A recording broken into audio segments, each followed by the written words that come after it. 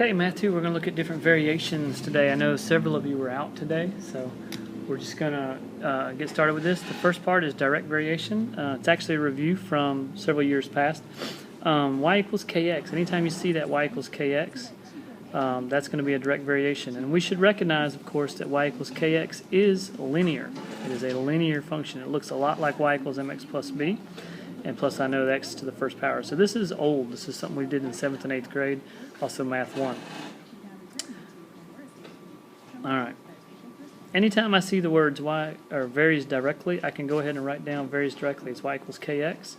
And then in this case, and then I just plug in the numbers that I know. Since they told me that y is negative 20, and when x is 4, I can plug those in and then solve for k. And once I know that k is negative 5, I can plug those in as well. So what you want to do is anytime that you see that, you're going to first off find out what that constant k is, and then use that constant k to help you find the second situation. Now there's another way of doing this using proportions, which I didn't go over here. I went over on the board. Okay, but you can totally set this up with proportions. If you're going to do proportions, this only works, of course, on the direct variations. If you're going to do proportions, then it's easy enough to see that if you take these equations up here, and I were to solve that, I would get k equals y over x. Well, both of these situations, the first situation and the second situation, are y equals k over x, or y over x. So I could say that that is negative 20 over 4 has to be the same thing as find y when x is negative 6. And of course everybody remembers at this point that you're going to cross multiply, and when you cross multiply and solve you will still get 30.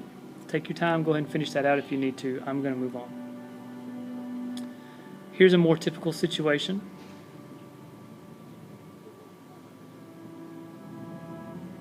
Alright, more typical situation. Anytime I see the words varies directly, I go ahead and write out y equals kx, but of course in this case circumference stands for c and varies directly with the diameter, so of course I put the d. So this is a more typical situation. I fill in what I know to find out that k has to be 3.14. Now personally I'm not surprised by that because 3.14 is the same as pi, and I shouldn't recognize that the circumference formula, that would be pi d.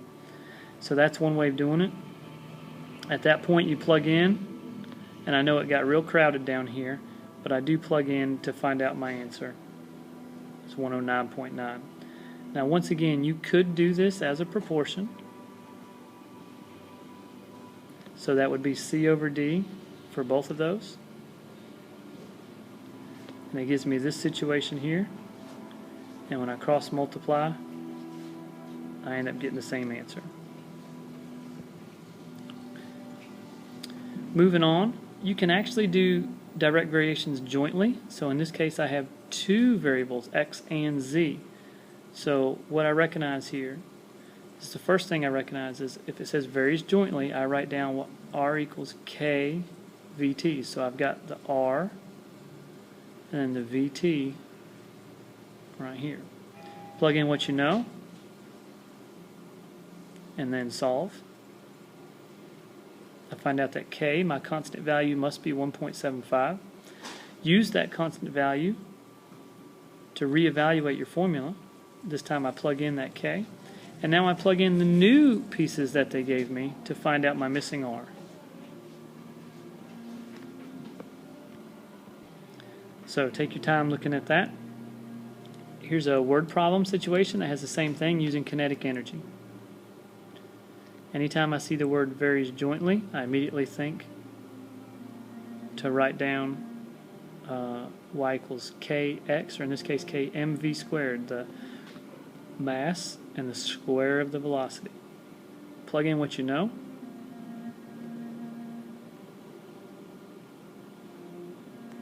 And then solve for k. You find out k is 1/2.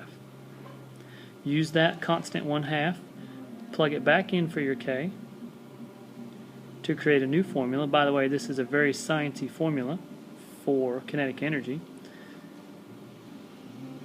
Plug in what you know, and then evaluate. Pretty straightforward, I hope. Now we can also do what's called inverse variation. And inverse variation, I hope you recognize, is more in line with what we've been doing recently. Hope you recognize that the parent function of inverse variation is the rational function, which means it's going to look like this. This is what we studied recently. So anytime I see varies inversely, I'll go ahead and get it started. It's k over x. Now in this case I've got an a and a b, so I rewrite it. Instead of using x's and y's, I use my a and my b. Plug in what you know, and that allows you to solve for k and find out that k is 96. Use that 96 to rewrite a formula and then plug in to solve. I hope you notice that all of these use the same procedures. Okay? I've got another situation here we'll follow through. As soon as you see the words varies inversely, you should be thinking y equals k over x. But in this case, it's not y and x, it's really f and L. Plug in what you know. Alright, I know about 5 pounds of pressure to break 2 board feet. Solve for k. K must be 10. Use that to rewrite your formula and then evaluate to what you know. Finally, we can put direct variation and inverse variation together. And we'll do that in what we call combined variation. So it's just together. So notice here, I've got direct and indirect, or inverse together. So the first thing I notice is the words varies directly. So m varies directly with t. So when I write that, m varies directly with t. It looks just like this. Now it's inversely with s, so that would go on the bottom. And I want you just to back up and notice that the varies directly part is on the top. The varies inversely part is the division. Alright, the varies directly part's on top, and the inverse is the division. Alright, from here we're just going to plug in what we know. Follow the same procedures as before. So I'll solve now for k. In order to solve this for k, the best option is to multiply both sides by 2. And then I can divide by 3 to find out that k has to equal 16. Use that, rewrite your formula, plug in what you know, and find out that m has to be equal to 10. A word problem situation might look like this. Okay, it varies directly as the height. The volume varies directly with the height, so I write that like this, but inversely as the square of the girth. So the inverse part goes on the bottom. Now from here on out, I'm going to use this first piece of information to fill in what I know. If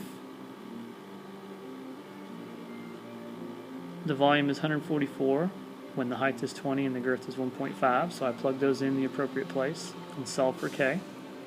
Start off by simplifying the denominator, which is 2.25. Multiply both sides by 2.25, and then divide by 20 to find out that k is 16.2. Use that k back into your formula, and now plug in what you know. Okay, and notice this time they actually gave me the volume and not the height, and I'm solving for the height. So I'm going to square the denominator first, multiply both sides by 4, and then divide by 16.2. Alright. Take your time, guys, watching this as often as you need. Your homework assignment is 1 through 4, 9, 10, all of these things. Alright. Ask questions tomorrow, and we'll see you in class.